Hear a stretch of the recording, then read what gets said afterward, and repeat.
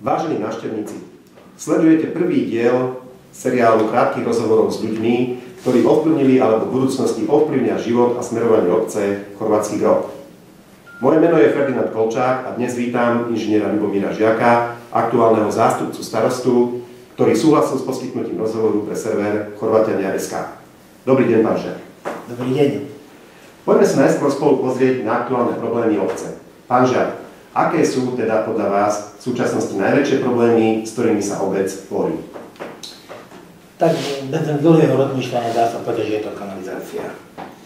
Na nej nám hlavne vadí to, že občania neakceptujú systém, ktorý tu bol vybudovaný, či už cez čističky, alebo aj samotné prečerpávacie stanice. Vadí nám na tom to, že občania nenaplňajú literu zmluvy, ktorú podpísali, a do kanalizácie nám dávajú veci, ktoré už nefunkčujú.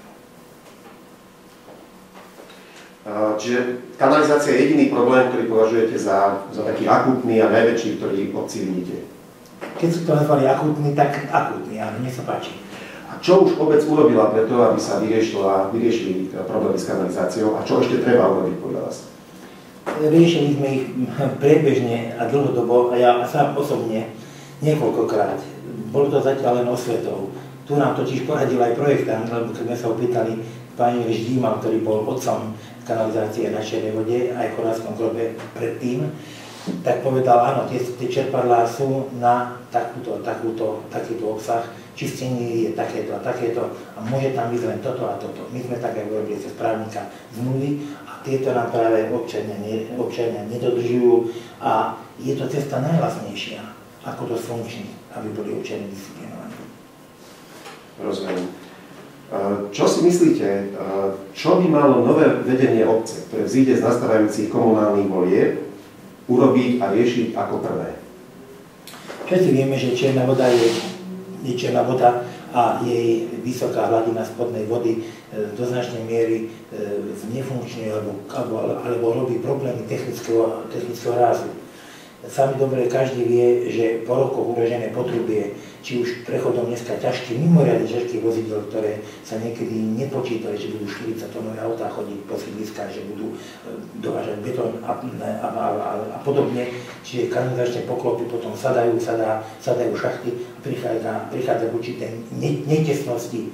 A táto nám spôsobuje veľký problém v tom, že do čistiačieho systému idú balastné vody, teda tie, ktoré nemusí a nepomáhajú potom riediť, alebo ten proces biologický, ktorý čistia má byť, by tieto veci, ich to proste táto balastná voda krví.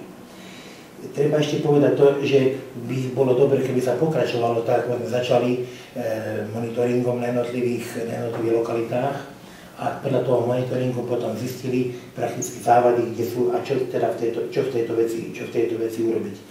Veľkým problémom je tiež, a to sa nám nedá ani právne doriešiť, je to, že mnohí občania, vieme o nich, nevieme im to právne, nie že podložiť, ale nemáme na to právne páky, aby sme ich s formou, či už nejaké represie, alebo aj dobrým slovom niektorá spustiť dokázali to, že púšťajú strašnú vodu do systému kanalizačného.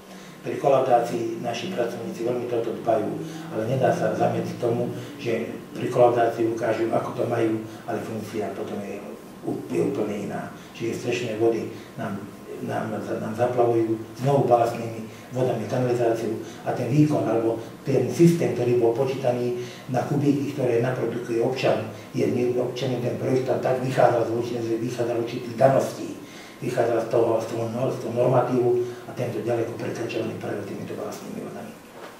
Čiže ak tomu dobre rozumiem, nové vedenie by sa malo sústrediť na riešenie problémov kanalizácie.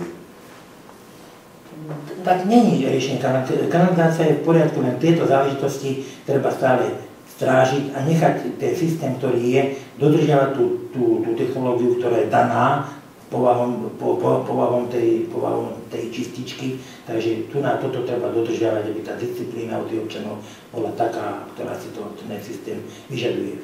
Je tam určité možnosť riešenia, a to my aj budeme postupne robiť, ale na všetko treba peniaze.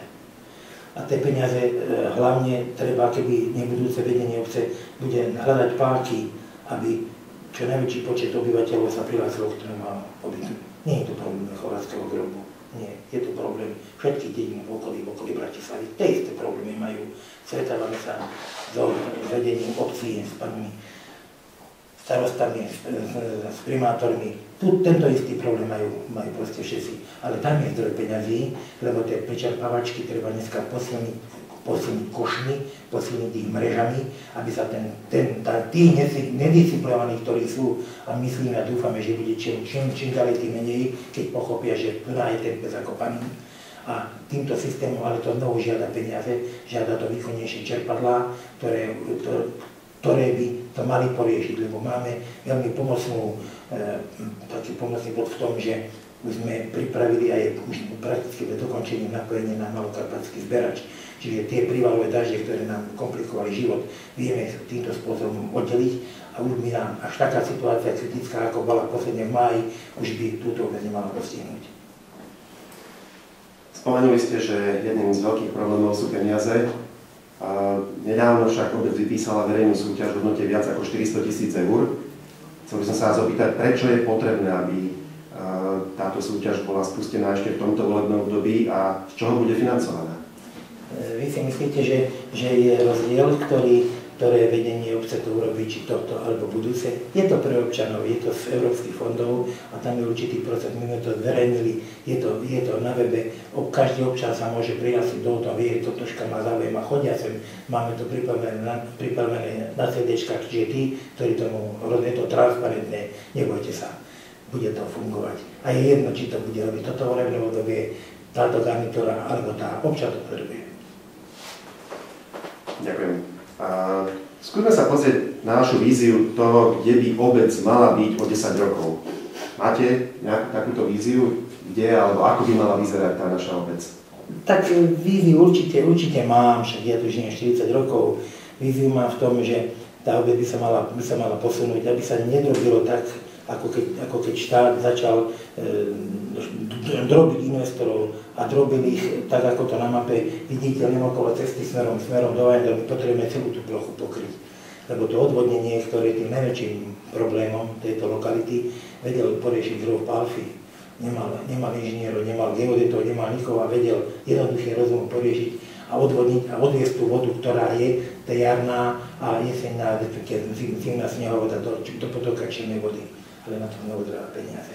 A ten potok dneska stojí tak, starí občania na Čiernej vode hovorili, na Čiernej vode v potoku bolo vidno štrkové dno, bolo vidno ryby. Dneska vidíte halúze a polmetrové nános blata. A povodie Dunaja je organizácia, ktorá na to nikdy nemá peniaze. Čiže bude to byť dobre a ja sa vládnem k tomu gruntu nešťastnému. Ten práve tam, u neho my vidíme garanciu, že ide riešiť celú plochu a ide riešiť komplexne. Čiže riešiť aj odvodnenie a sfunkční, tie štvorčeky, čo tam vidíte na tej mape, je ich sfunkční a voda do Čiernej vody pôjde tak, ako išla pred 200-300 rokov.